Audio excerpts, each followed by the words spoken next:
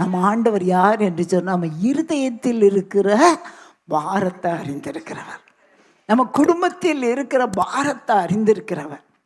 நம்மளும் இதே மாதிரி தான். நிறைய சமயங்களில் தடைகள் வரும்போதெல்லாம் எனக்காக யார் செய்வா, எனக்காக என் பிள்ளைகளுக்காக யார் ஃபீஸ் கட்டுவா, எனக்கு ஒரு அட்மிஷன் யார் வாங்கி தருவா, நல்ல நிலைமையில் இருக்கிறவங்களுக்கெல்லாம் கிடச்சிரும். ஆனால் ஏழை ஜனங்கள், நான் இப்போ ஜெபம் பண்ணுறதுல ஒரு அம்மா சொன்னாங்க, என் ஹஸ்பண்டுக்கு கேன்சர், அவங்க வேலைக்கு போக முடியாது, பிள்ளைய எங்கே அனுப்பணும், காலேஜுக்கு அனுப்பணும், ஃபீஸ் கட்டுறதுக்கு வழி இல்லை. இன்னொரு அம்மா சொல்கிறாங்க, என்னுடைய ஹஸ்பண்ட் இப்போ தான் கோவிட் சீசனில் இறந்து போயிட்டாருமா, இந்த பிள்ளையை நான் படிக்க வைக்கணும்.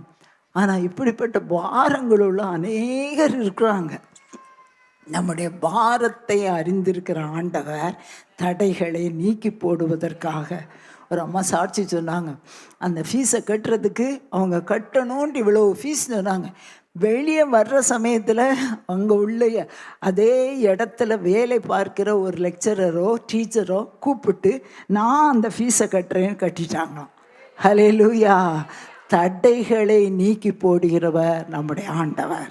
நம்முடைய தேவைகள் எது என்று சொல்லி ஆண்டவருக்கு தெரியும். நாம் என்ன காரியத்தை குறித்து கவலையோடு பேசி கொண்டிருக்கிறோம் என்று ஆண்டவருக்கு தெரியும். விசுவாசிக்கிறீங்களா? அந்த கல்லை புரட்டி தள்ளுவதுக்கு நம்மால் முடியலாட்டியும் பரலோகத்தின் ஆண்டவர் நமக்கு உதவி செய்கிறவர்.